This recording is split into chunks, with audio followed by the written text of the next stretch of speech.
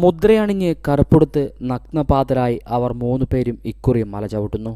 ഉത്തർപ്രദേശിലെ അയോധ്യയിൽ നിന്നും ശരണം വിളികളുമായി ഒക്ടോബർ ആദ്യവാരത്തോടെ കാൽനടയായി ശബരിമലയിലേക്ക് യാത്ര തിരിക്കാനുള്ള ഒരുക്കത്തിലാണിവർ. നെടുമ്പോല് സ്വദേശി ഹരിനിലയത്തിൽ പ്രകാശൻ, കൊട്ടിയൂർ സ്വദേശി ആനക്കാംപുറത്ത് ഭരതൻ, കണ്ണോം സ്വദേശി ചെറുവത്താൽ മഹേഷ് എന്നിവരാണ് അയോധ്യയിൽ നിന്നും കാൽനടയായി ശബരീശനെ കാണാൻ യാത്ര പുറപ്പെടുന്നത്. ഇന്ന് നാട്ടിൽ നിന്നും തീവണ്ടി മാർഗം അയോധ്യയിലേക്ക് പുറപ്പെട്ട സംഘം ഒക്ടോബർ ആദ്യവാരത്തോടെ കെട്ടുനിറച്ച് ശബരിമലയിലേക്ക് യാത്ര തിരിക്കും. മണ്ഡലകാലത്ത് തന്നെ ശബരിമലയിൽ എത്തിച്ചേരാനുള്ള രീതിയിലാണ് യാത്ര ക്രമീകരിച്ചിരിക്കുന്നതെന്ന് 18 വർഷത്തോളം കാൽനടയായി ശബരിമലയിലെത്തിയ പ്രകാശൻ പറഞ്ഞു. കാൽനടയായിട്ട് 18 വർഷം. ആദ്യമായിട്ട് പോയതൊക്കെ എവിടുന്ന പോയത്? അത് കറക്റ്റ് ഓർമ്മയില്ല. കറ്റിയാടുന്ന പോയ ഗുരുസ്വാമിൻ്റെ വീട്. കഴിഞ്ഞ വർഷം പോയ അതിൻ്റെ മുമ്പിലത്തെ വർഷം കൊട്ടിയൂർ. ഈ വർഷം അയോധ്യയിൽ പോകണം. അവിടുന്ന് എങ്ങനെയാണ് യാത്ര? ഞങ്ങൾ ഇവിടുന്ന് അങ്ങോട്ടേക്ക് ട്രെയിനിന് പോകും. അവിടെ ഇങ്ങോട്ടേക്ക് അവിടെ എത്തി ഒരു 2 ദിവസം അവിടെ നിന്നിട്ട് ഒരാഴ്ചയോ നിന്നിട്ട് അവിടെ നിന്ന് പുറപ്പെടാൻ പരിപാടി. ഞങ്ങൾ 3 പേര്. താൻ 22 വർഷത്തോളമായി കാൽനടയായാണ് ശബരിമലയിലേക്ക് പോയതെന്നും എല്ലാവരുടെയും വലിയ പിന്തുണയാണ് ഉള്ളതെന്നും കൊട്ടിയൂർ സ്വദേശി ഭരതൻ പറഞ്ഞു. ശബരിമലയ്ക്ക് യാത്ര തുടങ്ങിയിട്ട് ഞാൻ 5ാം ക്ലാസ്സിൽ പഠിക്കുമ്പോൾ തൊട്ട് തുടങ്ങിയാണ്. അടുത്തൊരു 2-3 വർഷം പോയിട്ടില്ല. പിന്നെ മുടക്കം ഉണ്ടായില്ല. 22 വർഷം പോയി. ഒരു വർഷം മൂകാംബികയിൽ നിന്നും.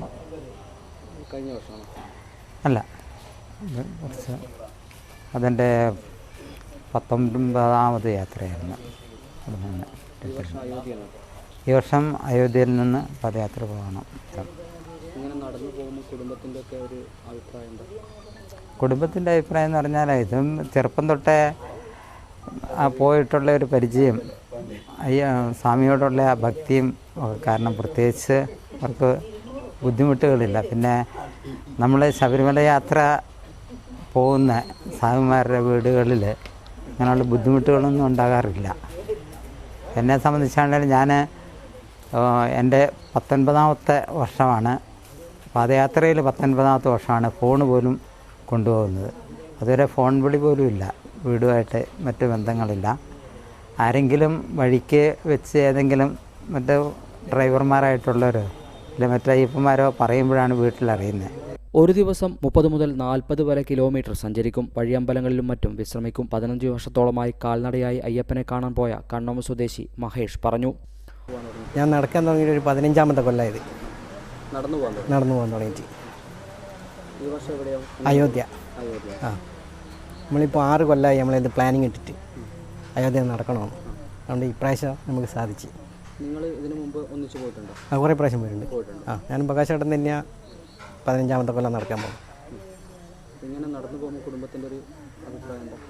ഒരു നല്ല അഭിപ്രായം പറയാം. ഇപ്പോൾ അവർക്കൊന്നും ഒരു പ്രശ്നമൊന്നുമില്ല. ഞാൻ എല്ലാം സെറ്റാക്കി വെച്ചിട്ടേ പോകും. ഇപ്പോൾ ഈ വർഷം ഏകദേശം 2000-3000 കിലോമീറ്റർ അധികം നടക്കണം. അപ്പോൾ ബുദ്ധിമുട്ട് ഇല്ല, ഉണ്ടാവില്ല. ഒരേ ലക്ഷ്യം ശബരിമല. തിരിച്ചിങ്ങോട്ട് നമ്മൾ വണ്ടിക്ക് വരും. നമ്മൾ സ്കൂട്ടി എടുത്തിട്ട് നമ്മളിങ്ങോട്ട് വരും. ഇപ്പോൾ പിന്നെ നിങ്ങൾ 3 പേര് നടക്കും, ഒരാൾ വണ്ടിയിൽ വരും സഹായിയായിട്ട്. അവർ അയോധ്യ എന്ന മലയിടുക മൂപ്പറ്. നമ്മൾ വണ്ടി ഇവിടുന്ന് അയോധ്യയിലേക്ക് പാർസൽ അയച്ചിന്. അതിപ്പോൾ അയോധ്യയിലുള്ള ചുറ്റുവട്ടത്ത്. സാധനങ്ങളെല്ലാം സ്കൂട്ടിയിൽ വെക്കും. ഭക്ഷണം സാധനം കാര്യങ്ങളെല്ലാം മൂപ്പറും ഉണ്ടാക്കും. നമ്മൾ രണ്ടാളും അങ്ങോട്ടും ഇങ്ങോട്ടും ഭക്ഷണം. ഒരു 40 കിലോമീറ്റർ ചവിട്ടണം. എന്നാലേ നമുക്ക് ഡിസംബർ 10 എത്താൻ പറ്റും. മൂവർക്കും സഹായിയായ കണ്ണോം സ്വദേശി ജിതേഷും ഇക്കുറി ഇവരുടെ കൂടെയുണ്ട്. പ്രകാശനും ഭരതനും മഹേഷും കാൽനടയായി പോകുമ്പോൾ ഇരുചക്രവാഹനവുമായി മൂവർക്കും ആവശ്യമുള്ള സാധനങ്ങളുമായി ജിതേഷും കൂടെയുണ്ടാകും. ജിതേഷിന് സഞ്ചരിക്കാനുള്ള ഇരുചക്രവാഹനം ആഴ്ചകൾക്ക് മുമ്പേ തന്നെ അയോധ്യയിൽ എത്തിച്ചു കഴിഞ്ഞു. ശബരിമലയിലെത്തുമ്പോൾ 3000-ഓളം കിലോമീറ്റർ ആയിരിക്കും ഇവർ സഞ്ചരിക്കുക. ഓരോ വർഷവും ഓരോ പ്രധാന തീർത്ഥാടന കേന്ദ്രത്തിൽ നിന്നാണ് കെട്ടുമുറുക്കി ശരണം വിളിച്ച് ശബരിമലയിലേക്ക് ഈ മൂവർ സംഘം യാത്ര പുറപ്പെടുന്നത്. സജേഷ് നാമത്ത്, ഹൈവിഷൻ ന്യൂസ്, പേരാവൂർ.